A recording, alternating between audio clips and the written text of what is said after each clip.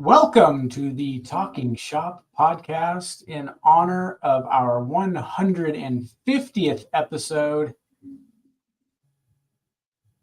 I don't know what we're doing, but in honor of We're it, not doing anything. we're going We're not doing anything. We made it. We made it to We 150. We did. And I've said this before, and I don't know if this is true. This is probably an old stat, but 90% of all podcasts don't get past episode 7. And I've said this before. We're just glutton for punishment. So yeah, we just keep doing that. Think of it this way: it's really not that big of an accomplishment because let's say you had a podcast and you only had one person watch every week, and that person was your grandma. You could still record 150 episodes. It doesn't make it successful, but we're sticking with it. Hopefully you guys enjoy it. We enjoy doing it.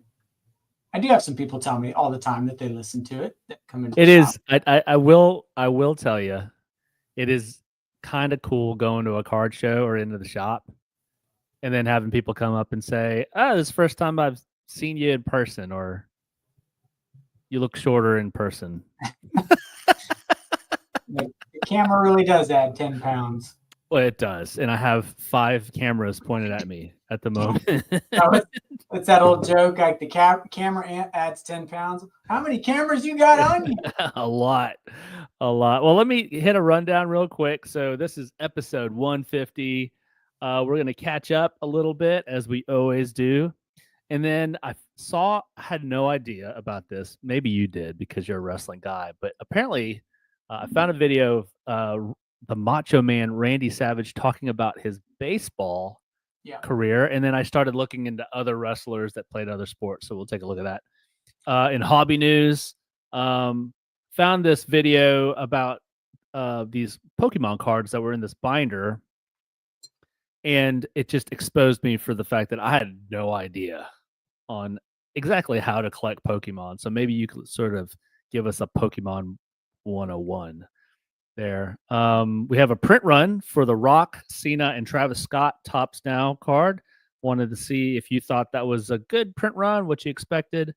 And then we have an update. This Paul Skenes 101 is at Golden. So we're going to look into that. But another MLB patch card got pulled. Is Jackson Holliday MLB debut patch was pulled. And I want to debate a little bit about in 10 years, which one of these is going to be worth more. And as usual, we have new in the shop, maybe a hit or two from the shop, and then a crazy stat of the week. But first, let's catch up. And we are Jacob-less today. We miss you, Jacob. Thank you for helping get us to 150. Can't even join for the 150th episode. I know.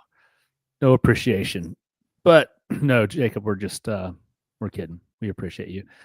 Sean, what is up with you? Thanks for joining us. Josh, how are things? Big releases, like a lot of releases. So how's all that going? And then we'll save what's new in the shop. But how was the shop this weekend and early this week? Thank God. I'm thankful. Our weekends are always strong. So that's the weekends are the Friday, Saturday are the days we pay our bills around here. So thankful that those are big. Thank you, sir. Drop that. That's all right. Business is good. Again, when a lot of stuff releases, it kind of just forces business to be good because people come in for that stuff. Topps Finest came out. We sold through all that. Got a little more coming. I was hoping it would come today or tomorrow. What else? Oh, big Pokemon on the horizon. This coming Saturday, we're doing our first pre-release event for the new Journey Together set. And then next weekend, we get ready for the launch on the 24th. We get to sell it 4 days before everyone else. And so That's a big deal. That's a big deal for us here. New Yu-Gi-Oh set launches today as soon as UPS delivers. Got some. I'll post them on the socials, but got some new product and some fill-in product in today as well. That's awesome.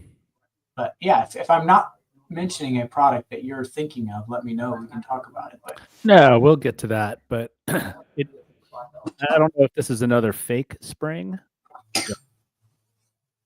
The Charlotte area is beautiful. It's beautiful here. And then as you would have it, I get Sundays off, and It's gonna rain. yeah, it's gonna be rainy. Never fails. Oh, look at the mini celebratory Coke. Today's sponsorship is by Coke. Thank you, Coke, for sending these free mini bottles to me. Well, let me jump into this real quick. Let me figure this out. Jacob usually does this for me, but let me just see. There we go. I don't want to share that one. I want to share that one. And oh no, I want to share the sound. Y'all buy cards too? Come on now. Sorry, guys. See, Jacob, we miss you. Benefit of doing the downside of doing them live. Yes. You can just edit all this out when you don't do it live. Exactly. All right, so that is that one. And I had it. I promise you guys, for you guys that are just listening, I did have it for a second there. Oh, he's pulling it up. We can drool at this customer's Drake May auto we pulled the other day. Oh, there it is. Randy Poffo. Did you know that's his name? You probably knew that was his name by seeing this. But No. Randy Poffo. Spring of 1970. Hold on. Let me just change this to here. And back to the podcast. All right. Hey, Randy, no fans in the clubhouse. You're no longer He is property right there. of the Chicago White Sox. I was hot. I was real hot. And I decided, man, I said, if I can't play baseball, nobody's not going to play baseball. So I made some threats like I was going to burn down the clubhouse, which they wrote about the next day in the paper. But I didn't do that. I took my bats and busted them against a tree. It brings me back to when I was playing professional baseball. So I'll just let this run. Did you know about this? Did you know that he was a baseball player?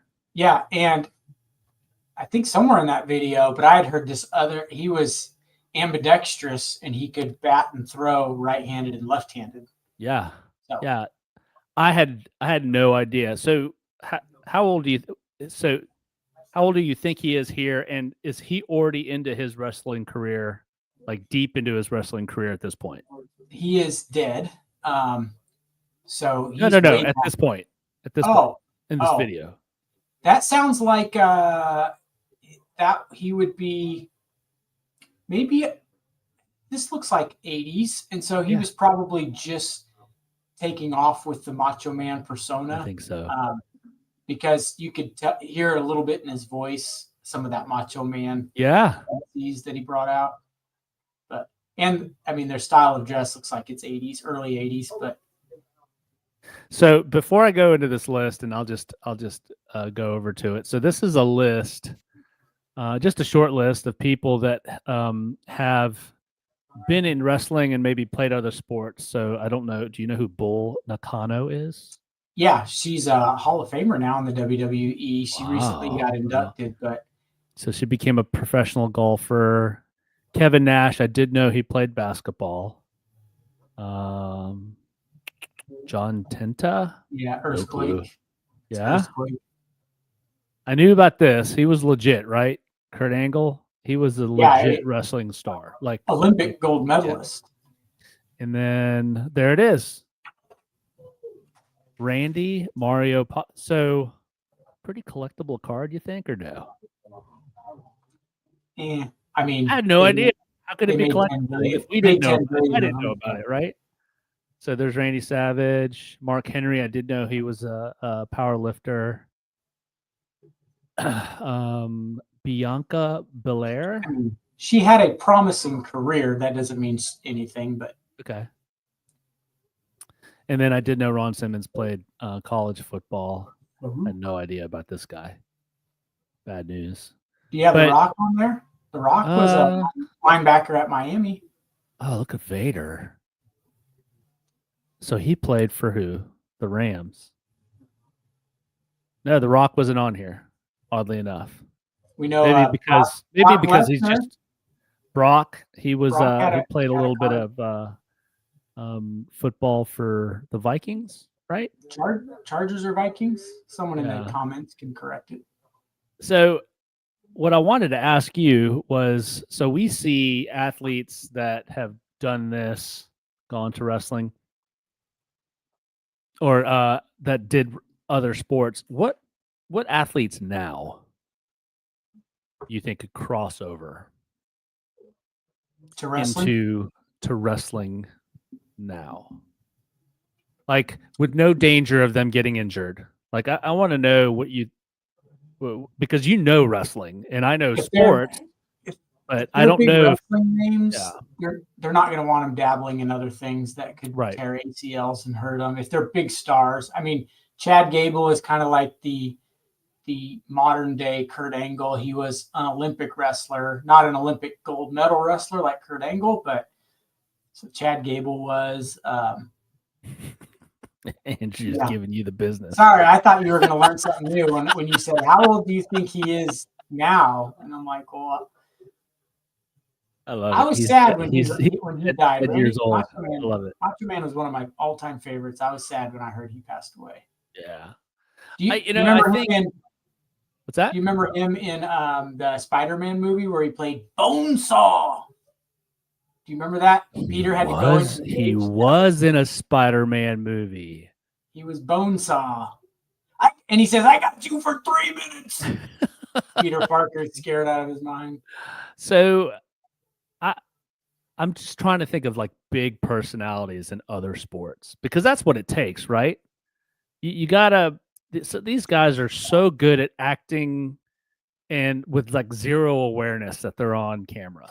Like they like get into character and they're that person. I just can't think of any other people that play just sports that could do that, like big personalities. It looked like Gronk was maybe going to, a lot of the times these guys will come over during WrestleMania and do a celebrity spot and they'll do a little something here or there. Gronk has done a couple things. How's that come off into the wrestling community? I mean, I think the wrestling community embraces it, except for when it's just part-time and like a way to just publicize an event. Okay. But what happens is there's a lot of current celebrities that are, Logan Paul is almost full-time, you could say part-time, but he's very regular in the WWE. And then you have Bad Bunny has been to because they go to the performance center there and get their training, because doing all of that WWE stuff can be dangerous if you're just not trained at it. Travis Scott in the last pay-per-view, we talked about that last week. Eardrum and and bloodied his eye because he doesn't know how to fake hit properly. So I the old school guys don't like it when new school guys come in and are thrown out there. You got to really because your dues before you'll that's I can imagine that the old guard or the established guard wouldn't take to it too kindly. I mean, they would probably be treated like somebody who gets like Jordan. Jordan caught a lot of flack because he went over the baseball and didn't really have to pay his dues. He just got a spot on the team. Got to skip to the front of the line. And a lot of these old school wrestlers, they spent years living in their car and traveling the road and sleeping on couches and performing night after night after night after night, just bruising their bodies.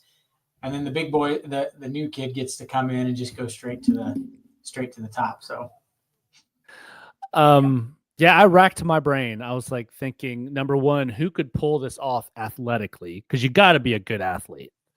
You got to be able to move. You got to have some spatial awareness. You got to be able to, quote unquote, take a punch and make it look real.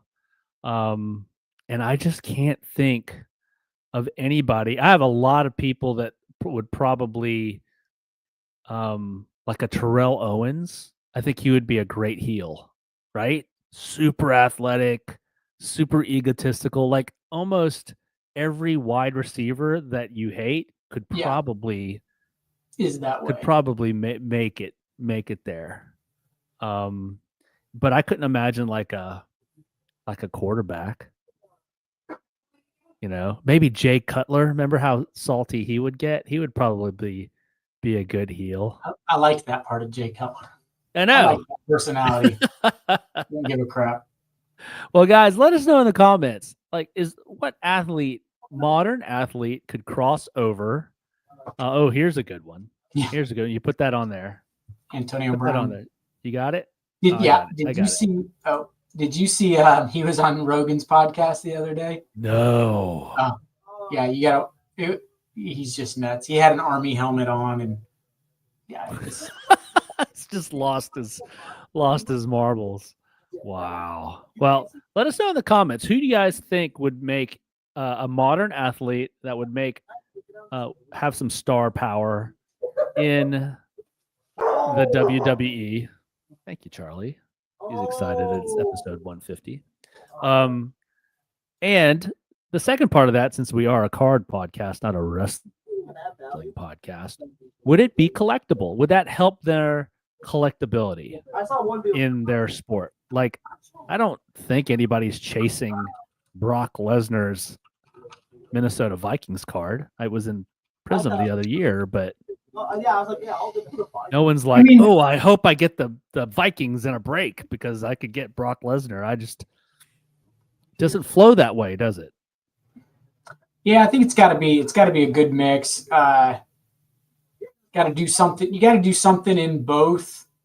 Don't have to be a Hall of Famer in both. But Brock, I don't even think we just training camp. I don't think he made a team. I don't think he got actual playing time. But if Brock was, I don't know. That's a great question. When Brock was full-time wrestling and at the peak, and he didn't have much cards, I don't think. And by the time this Prism one came out, a year or two ago, he's past his prime. He's not really wrestling. He's been in some hot water with the Vince McMahon stuff. So yeah, he'd have probably been the closest. But you got to think, if there's some, these guys have their own cards now. The WWE has its own cards. And so yeah, it got me thinking, just because the Topps Chrome WWE was such a successful launch that they're probably, I wouldn't be surprised if they started sprinkling some of this in. So, another football break. Yeah. That's a good segue, since we're talking about what's new in the shop. What's new in the shop, and talk about this break, Josh. So let's talk about some releases. Is today the 12th? It is the 12th. So today, Prism Fast Break basketball hobby boxes have hit the shelves. We've got the Friday Leaf Vivid Baseball and Court Kings Basketball.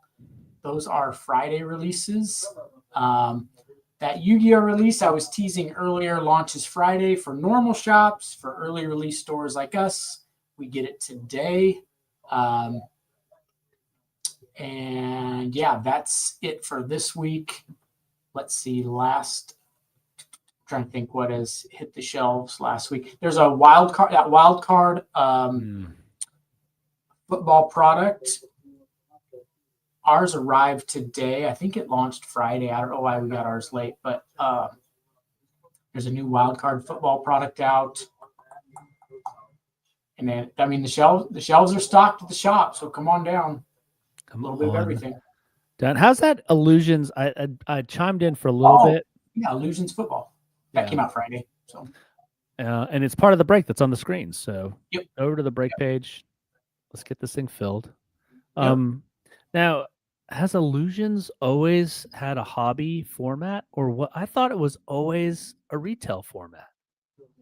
No, it's always been a hobby format, and around, I think 2019, 2020, the Zion year, I believe was the first year they did retail, which, like Select, whenever they do retail, it waters down the product a little bit.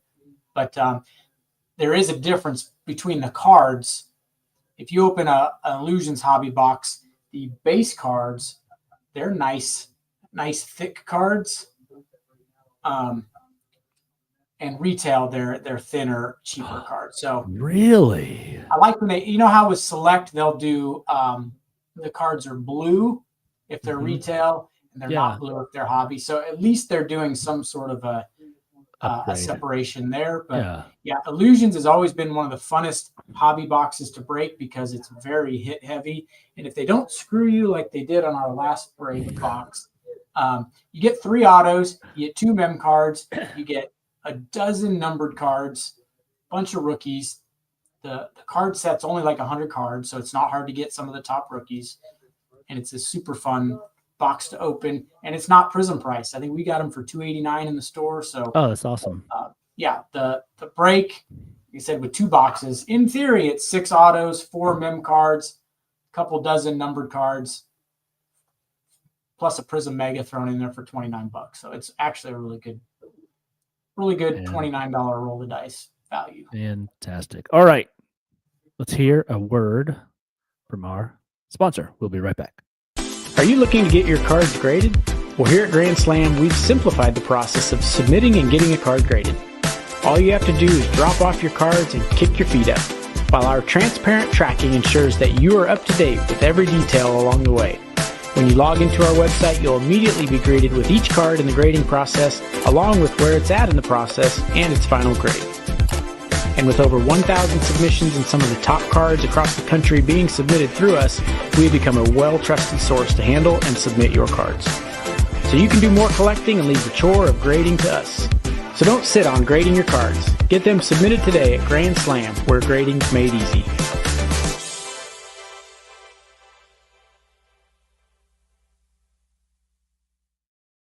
All right. Let's Yo. jump into a little bit of hobby news. I saw this video and I wanted to ask you if you'd seen these cards, and then I want you to just educate me and everybody else on just the basics of collecting Pokemon. So let me add this here. Let me know if you can hear this. Can you hear that? Nope. Of course you can't, because I don't know what I'm doing here. 1 second. Darn amateur. I So, know. While you're queuing it up, the card of binders, the binder of cards she's going to show they're called break cards.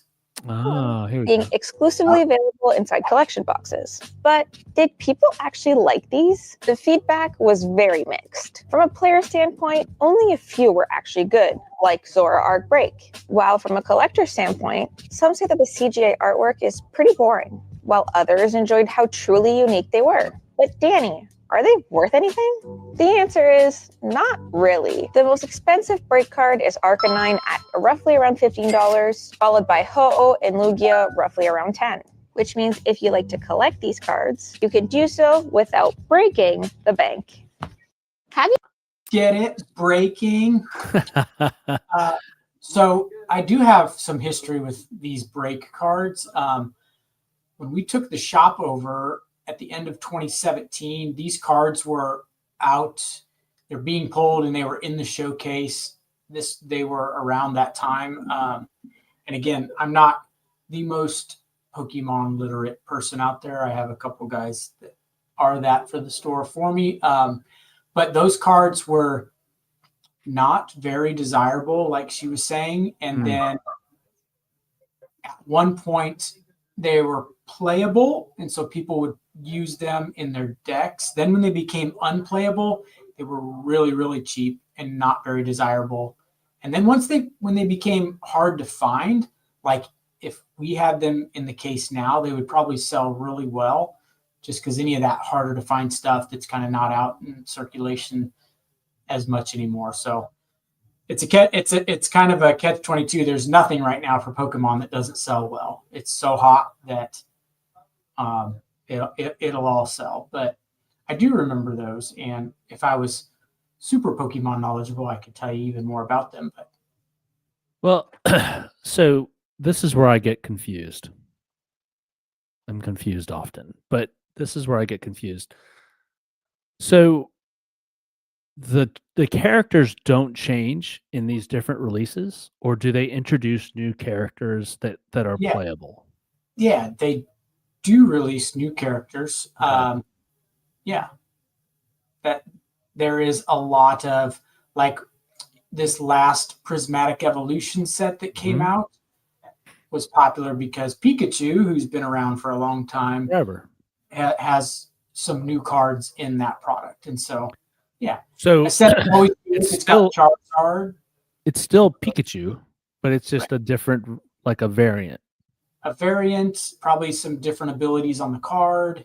Ah. You know, as the game evolves a little bit, Magic the Gathering, they're always introducing new mechanics kind of with each release. So as the game evolves, then, you know, the cards need to evolve. So you want to keep the same iconic characters, but then evolve the cards a little bit. They'll do special arts and shorter printed art variants. And so there's no numbered cards in Pokemon, unfortunately.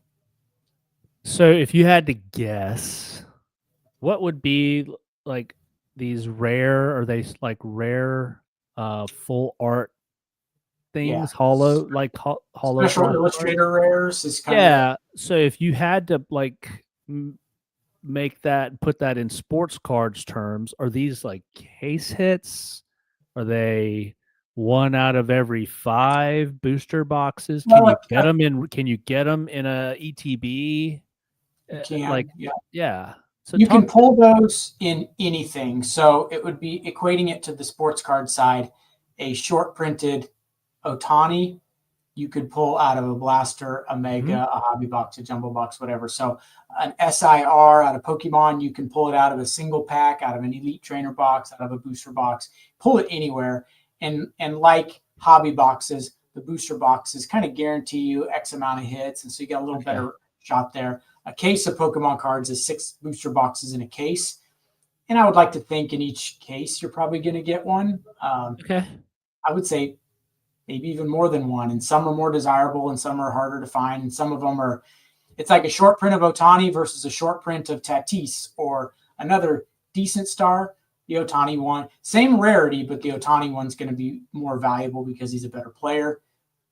Or more likable, the same way with some of the characters in Pokemon. Might be the same print run, but if it's more of an iconic character like Charizard or someone, then that would drive the price of it up. So again, I'm not super interesting. The world's greatest Pokemon knowledge center, but I think Anthony wants to get on your good side for once.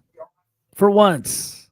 Maybe because he knows it's episode 150. That's not a good side. That's the creepy restraining order side. From the sets Breakthrough and Breakpoint. Thank you, Andrew. Andrew should come on as a guest when we do a Pokemon. So yeah, those break cards that he's talking about in the video, I'm assuming, Andrew, are only from the Breakthrough and Breakpoint sets, which would have been in theory right before we took the shop over. Andrew says, like a superfractor of Dylan Cruz versus that of a relief pitcher, both equally difficult to pull, but one not worth anything. Interesting.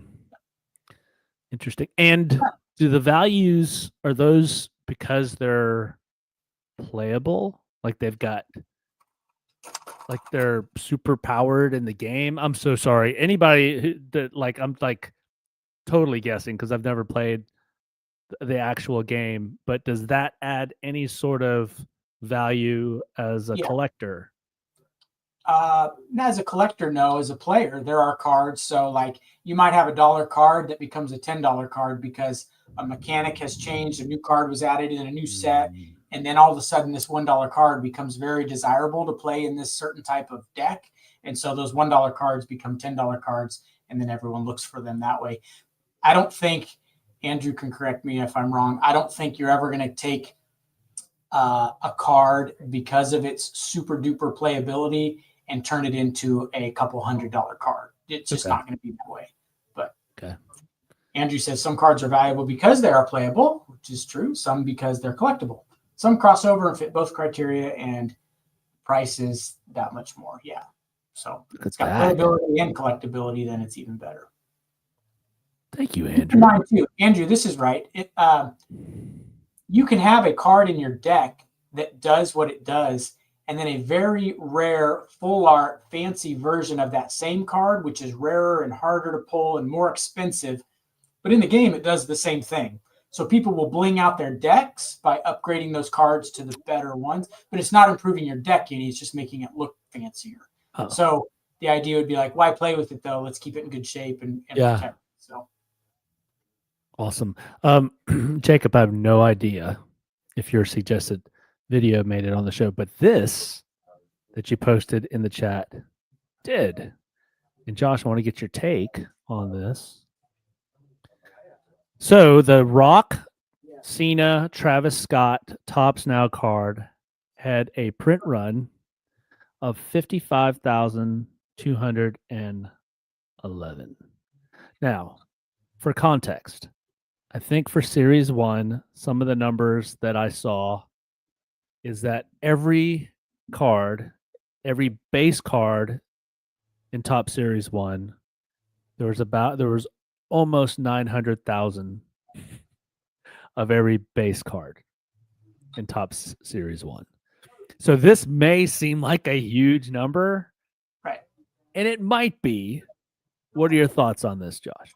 Yeah, so that seems like a big number, but I've said it from day one. If we really knew the print runs of some of these cards, a card number to 99 is minuscule compared. So, Right. Yeah, and here's people that are buying this, there's probably a small percentage that actually cares about getting this card just for their collection because they like the card.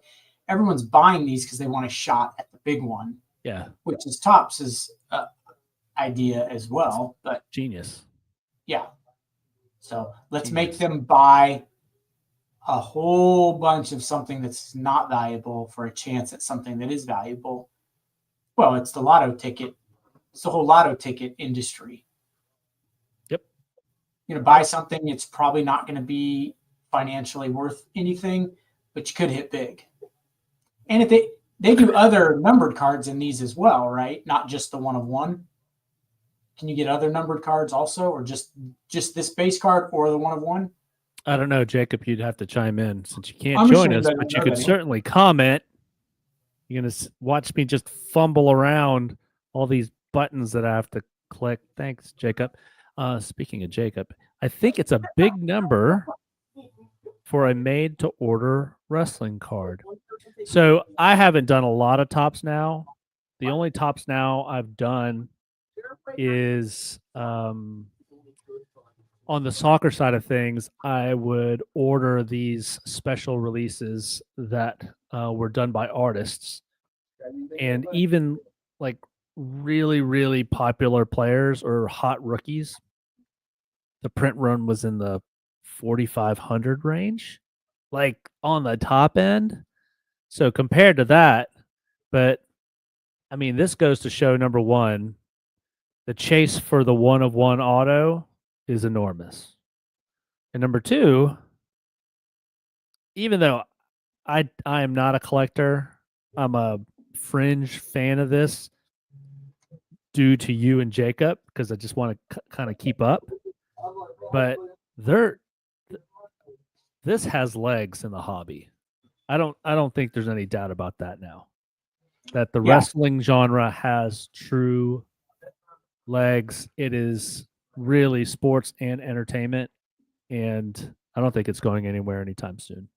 Yeah, I would agree with that. And if you look at this, $12 to order the base card with a chance to win the 1 of 1, and that 1 of 1 card is going to be hundreds of thousands, maybe $500,000, maybe more, but you got to think at least $500,000.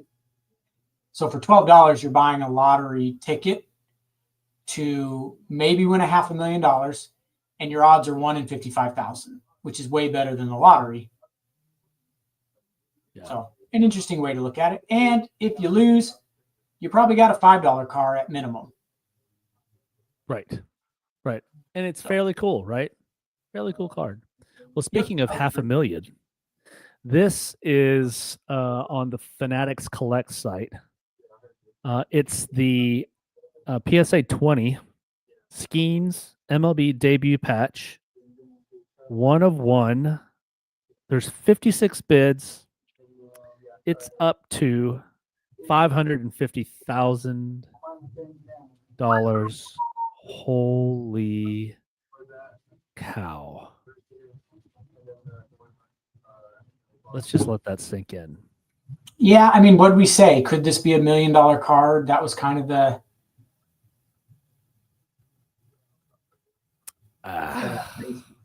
I just, my fear, and again, this is a little different animal because it's got all this publicity and marketing behind it, but this is a pitcher.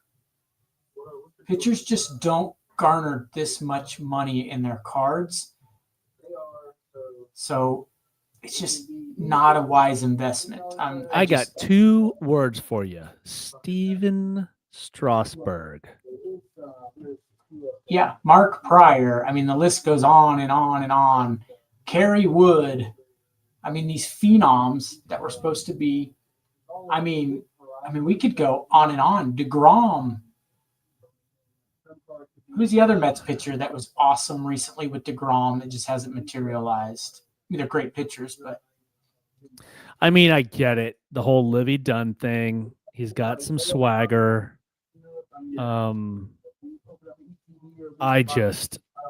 This is bananas. Andrew's asking you this question. Josh, how many people have come into the shop in the past 10 years looking to buy pitcher singles? I mean, just not a lot, unless it's Ohtani, and that's only because he's a hitter. But, I mean, we sell pitcher cards for sure because someone might say, oh, there's a refractor of Verlander's rookie or something like that, but to garner what this card is going to end up being, I mean, market now, he's going to miss 1 year at some point for Tommy John.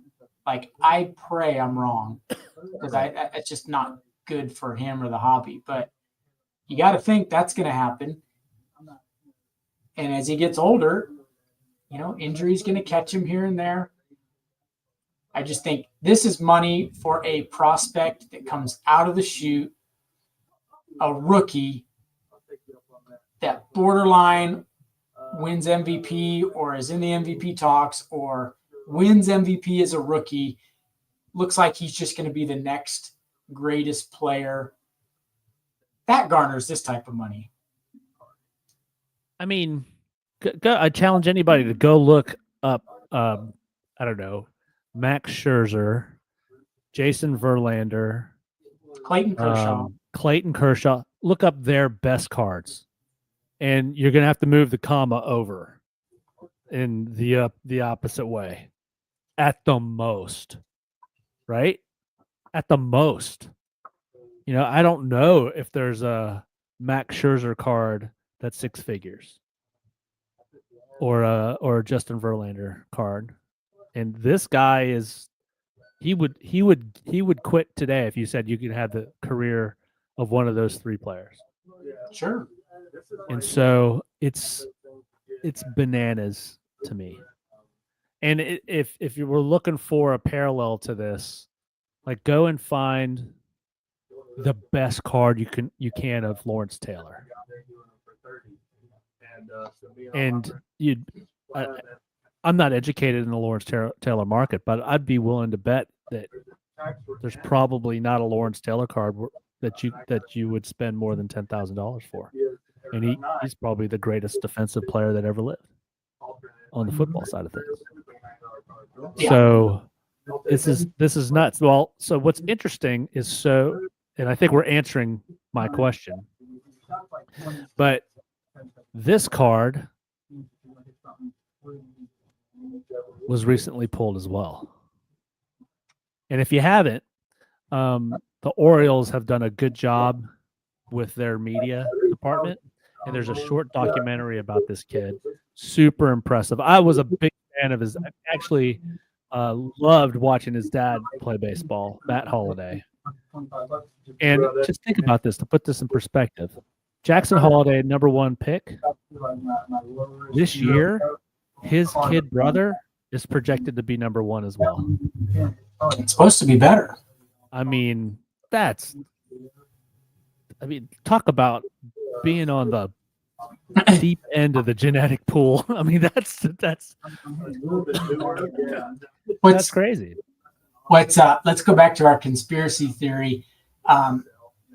Topps posted this picture, and it says this one-of-a-kind card was found in a pack at a local hobby shop in Conroe, Texas. Mm-hmm. How come they didn't tell us which hobby shop the Skenes came from? Remember the 10-year-old boy pulls it out at Christmas. I wish I I had still the haven't I heard wish I which had the shop- X-Files, the X-Files little sound bite yeah. there. There you go. That's what you expect. You could narrow down. You could Google card shops in Conroe, Texas. Let's say there's 3. You could call each one of them. Is this the card shop that that had the Jackson Holliday? Nope, that was our competitor down the road. Okay, call up the competitor. Yeah, it was pulled right here. Do you think it wasn't because it wasn't a Topps Direct shop? Maybe. For this card or the Skenes? The Skenes. I don't think it matters. I think the amount of people that want to know that are skeptical about this Christmas letter and this Christmas story. Oh, that's right. I think That's right. I think it needs to be known, and that just makes it smell even fishier when you can figure this one out. That's Well, off topic. I mean, the bottom line is in 10 years, if these guys both get to maybe 75% of their potential, this card's going to be worth more in 10 years. Yeah, Now, I mean, even if Skenes goes on and becomes the greatest pitcher that ever lived, I mean, how collectible is Nolan? Nolan Ryan's highly collectible. Highly collectible. Sure. And I challenge anybody to find a Nolan Ryan card worth $100,000. Yeah. I mean, I would even be open enough to say if Skenes goes on to be the greatest pitcher, let's say what Nolan Ryan pitched 20 years. Mm-hmm. Let's just say Skenes pitches 15, and that's a stretch. And he throws 7 no-hitters, and it's just become the goat of pitching. You just know when Skenes is pitching, you're probably going to win that day. And he doesn't get seriously injured for long terms, doesn't hop around to 15 different teams. Then maybe this card could be worth that. But the odds of that happening are slim to none, and Slim's on his way out of town. I mean, best offer accepted. But you have to be careful too, because the Skenes is a 1 of 1. You're comparing apples to oranges a little bit. There's a little bit. That's fair. A lot more Topps rookie cards out there. That's fair. But still. Is there a Nolan Ryan rookie PSA 10? I wonder if there was ever one of those. That could rival. We'll know by next podcast what that Skenes card sells for, right? Yeah. And we'll review that and then take a look at some numbers. But yikes. We'll see. Guys, drop it in the comments if you think that Skenes card is going to get to 1 million. And then would love to know what else you would buy for 1 million instead of that card. All right, guys. Josh, it's that time. Any hits from the shop or cards from the vault? Anything you want to show off? No, I just have in front of me the that came out of the last break we did. We had that number to 99 Drake May auto out of the new Topps Chrome. Nice. So that just happened to be in front of me here from the last break. Maybe you could hit a card like that by going to the ticker that someone took off my screen. Yes, there's a football break filling right now over on the break page. If it fills before we close, I'll break it immediately. But it's only $29, and it's a very hit-heavy break of NFL football. Nice. Well, guys, I before we go, it's been 150 episodes. It's been a lot of fun. Thanks for you guys who have been there for a majority of them. Josh, thanks for taking a chance. I know that you are busy, I'm busy, and these dogs realize there's something happening. Go. Celebratory dogs. But it's been a blast, and I'm hoping that we're around for another 100 episodes. It's been awesome. So Yep. Enjoy doing it. you When got a crazy- we started this podcast, I think I had hair. No, I'm just kidding. It's only been 100. I know you had a beard.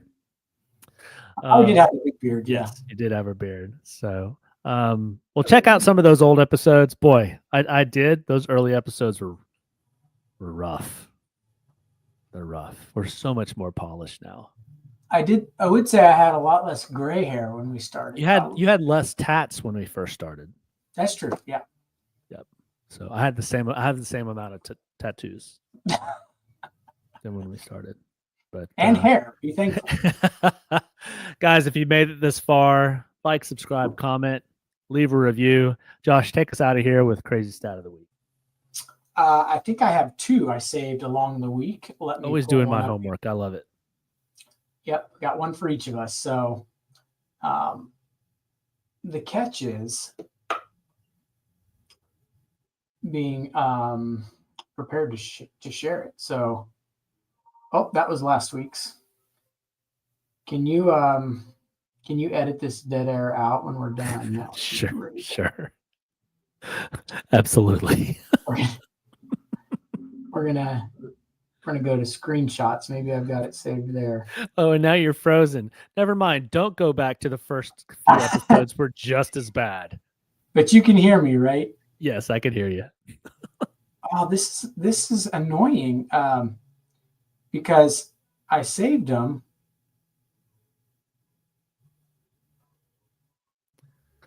And then, all right. Here we go. Nope, those are the ones we've had in the past. If you're still here listening, you have earned the greatest stat of all time. What's weird is we need filler. Oh, I found it. Yeah, I found it. Oh, that's one of them. All right, so here's one of them, and I got the other one. All right, here we go. In 1984, here, let me so you can see me 1 second.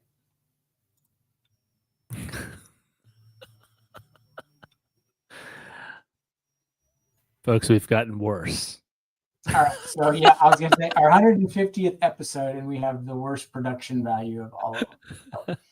All right, this is a Detroit Tigers stat. In 1984, the Detroit Tigers, on that team, no one scored or drove in 100 runs. No one reached 175 hits. No pitcher on the staff won 20 games. And no pitcher recorded 150 strikeouts. But their record was 104-58. Oh, man. And they were 7-1 in the postseason. So talk about the ultimate team effort there. Yeah. Yep. And then the other stat I have is a JJ Redick and LeBron James stat. I don't know if you ever coach and player. But, LeBron's stats when JJ Redick was in college, and it gives the stat line 27, 7, and 7. So it'd be 27 points, 7 rebounds, 7 assists. When JJ Redick was a rookie, LeBron was 27, 7, and 6.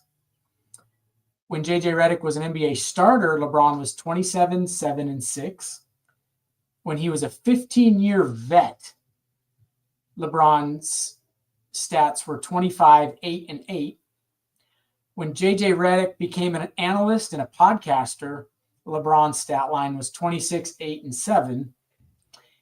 And when JJ Redick became LeBron's coach, his stat line was 25, 9, and 8. So the point is, from the time JJ Redick was in college to a rookie, to a starter, to a 15-year veteran, to an analyst, now to his coach, LeBron's stats have been virtually identical the whole time, which are pretty strong. And I hate LeBron, and that's saying something. So I thought that was pretty crazy. That is crazy. That is crazy. Well, Josh, I'm going to let you go. Get back to the shop. Fill the break. Sell a whole bunch of product. And we'll see you guys That's the goal. next week. Fill that break and come see me at the shop. Absolutely.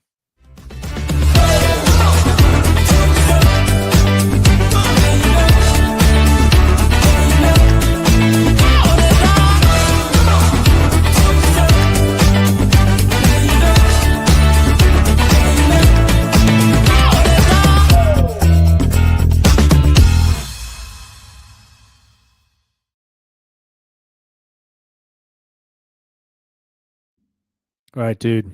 All right. See ya. See ya.